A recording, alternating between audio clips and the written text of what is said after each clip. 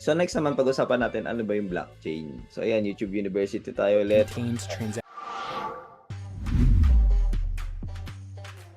A blockchain is a digital list of transactions that anyone can view and verify.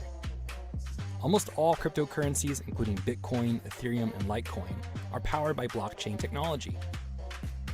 Blockchains enable secure payments to be made between people who don't know each other without having to go through a central verifier like a bank.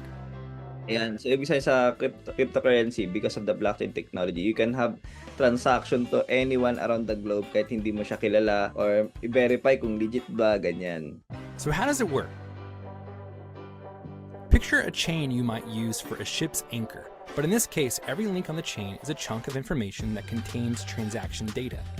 So ayun daw, imagine nyo daw yung itong chain na yan, diba? Blockchain, literal chain nila yan. So bawat chain daw, may nakalagay na mga informations dyan. Top of the chain, you see what happened today, and as you move down the chain, you see older and older transactions.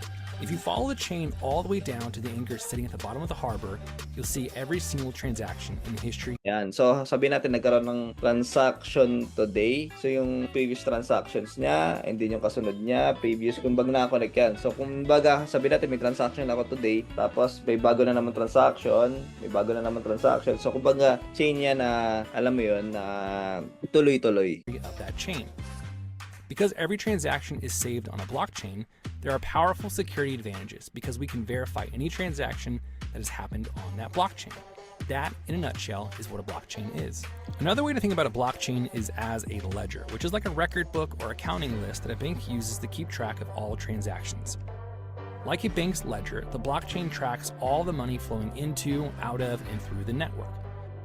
But unlike a bank's record book, blockchains are not maintained by any individual or organization.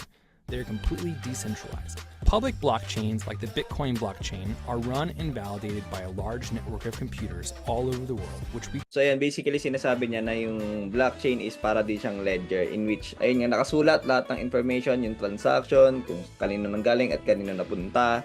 And then ito naman hindi kailangang i-maintain dahil nakalagay nga siya and decentralized nga. And yung mga transaction na yun, yung information na yun is nakalagay sa mga computers all around the globe. We call a peer-to-peer network. All the computers on this network can look at the same blockchain to validate these records and add new transactions to the blockchain. The blockchain can't be changed and is open for everyone to see, enabling everyone to trust it.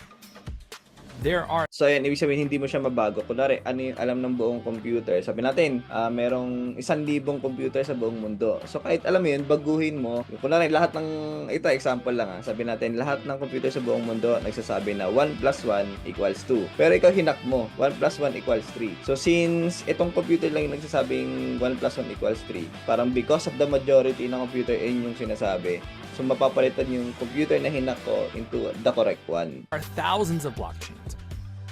And the coolest part is that blockchain technology can be used for more than just cryptocurrency.